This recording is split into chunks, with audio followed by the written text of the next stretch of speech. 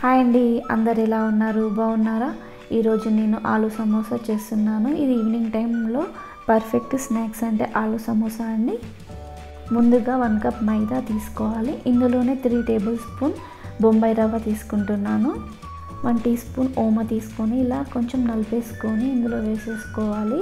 అలాగే చిటికెడు ఉప్పును కూడా వేసేసుకొని కలిపేసుకొని కొంచెం వాటర్ని యాడ్ చేసుకుంటూ పిండి ముద్దలా కలిపేసుకోవాలి. అలాగే 1 టీ స్పూన్ ఆయిల్ వేసేసుకొని మళ్ళీ ఒకసారి కలిపేసుకోవాలి. ఇప్పుడు 30 మినిట్స్ పక్కకు పెట్టేసుకొని ఇందులో మనం స్టఫింగ్ ప్రిపేర్ చేసుకున్నాము.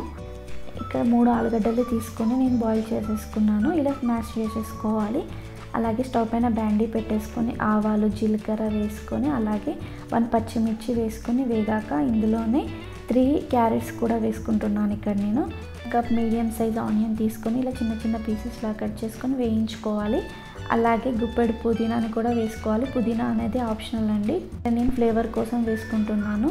ఇలా వేసాక ఇందులోనే 1/2 టీ స్పూన్ పసుపు వేసేసుకోవాలి. అలాగే ఆలు మిశ్రమాన్ని కూడా వేసేసుకొని కలిపేసుకోవాలి.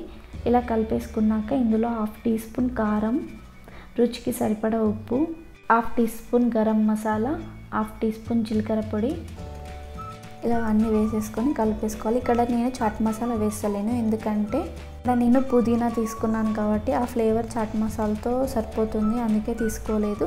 అలాగే కట్ చేసుకు పెట్టుకున్న ఇది మొత్తం కంప్లీట్గా చల్లగా అయ్యాక ఇందులో 1 టీ స్పూన్ నిమ్మకాయ రసాన్ని కూడా యాడ్ చేసుకుంటాను. ఇప్పుడు 30 మినిట్స్ అయిందండి. ఈ పిండి ముద్దని ఈక్వల్ సైజు బాల్స్ లాగా తీసుకొని పూరీలాగా చేసేసుకోవాలి. ఒకవేళ మీకు సమోసాలు అనేది క్రిస్పీగా రావాలంటే పల్చగా చేసుకోవచ్చండి. ఇక్కడ నేను మీడియం సైజు సమోసా చేస్తున్నాను.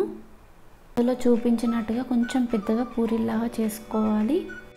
ఇలా ట్రయాంగిల్ షేప్లో కార్నర్స్కి వాటర్ అప్లై చేసుకోవాలి, లేకపోతే లీక్ అవుతుందండి.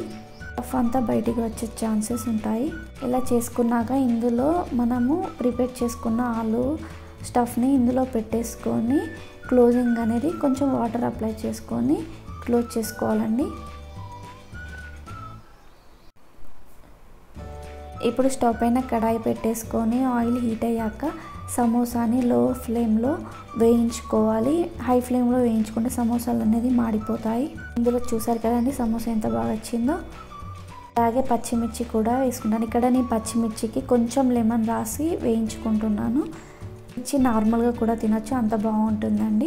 అంతేనండి, సర్వింగ్ ప్లేట్లో సర్వ్ చేసుకున్నాడే. ఇది టమాటో కెచప్తో కానీ నార్మల్గా అయినా తినచ్చు. ఈవినింగ్ టైంలో స్నాక్స్ లాగా తినడానికి చాలా బాగుంటాయండి. మీకు కనుక వీడియో నచ్చినట్లయితే లైక్, షేర్, సబ్స్క్రైబ్ చేసుకోండి. మరిన్ని వీడియోల కోసం నా పేజీని ఫాలో అవ్వండి. Thank you for watching.